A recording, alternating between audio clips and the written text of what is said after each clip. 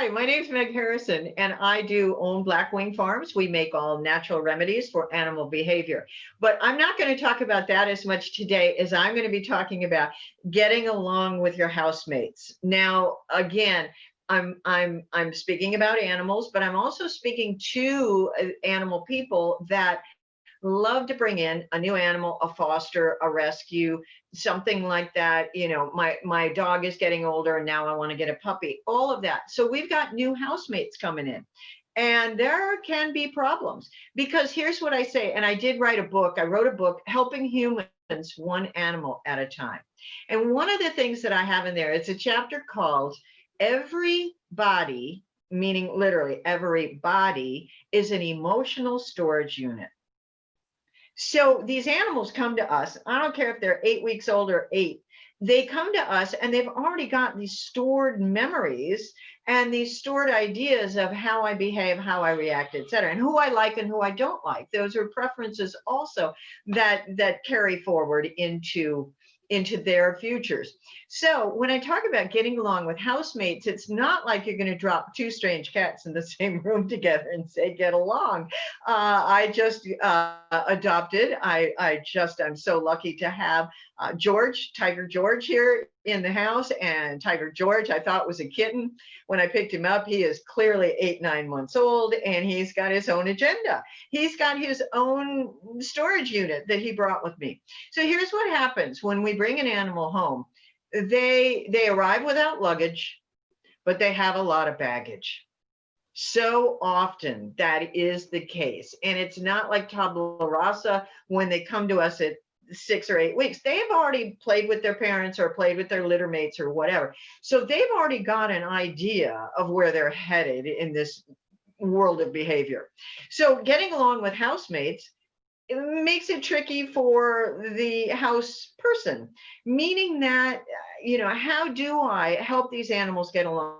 Let me say first, they need to feel safe, sound, and happy. So to feel safe, an animal needs an escape route. They need a safe place to go to. It's no different than children or people. My safe place on a Sunday morning is always crawling back into bed with the New York Times. That's my safe place.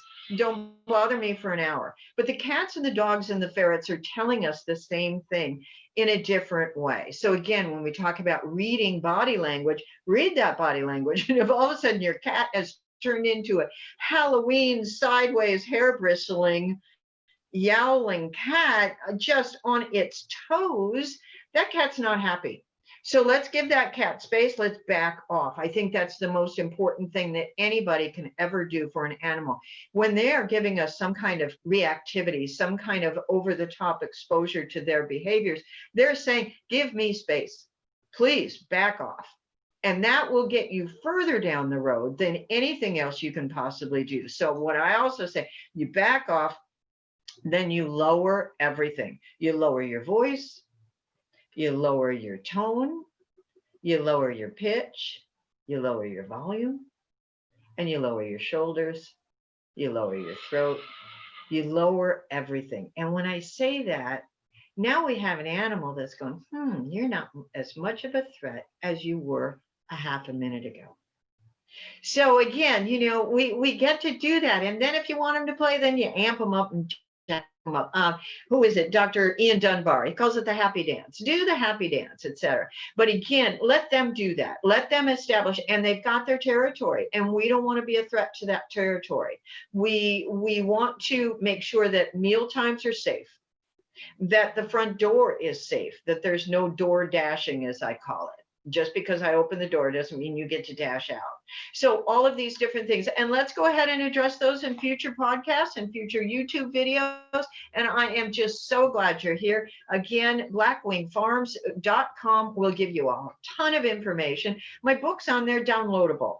Of course, you can go to Amazon, but go ahead and just, go to blackwingfarms.com and play around. Let me know what you think. Share, don't share, whatever works for you. Thank you. Bye.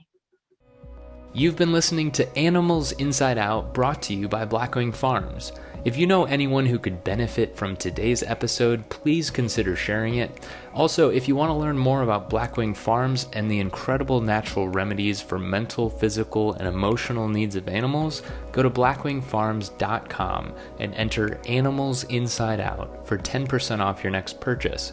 Be sure to subscribe on YouTube or wherever you listen to podcasts, and we'll see you in the next episode.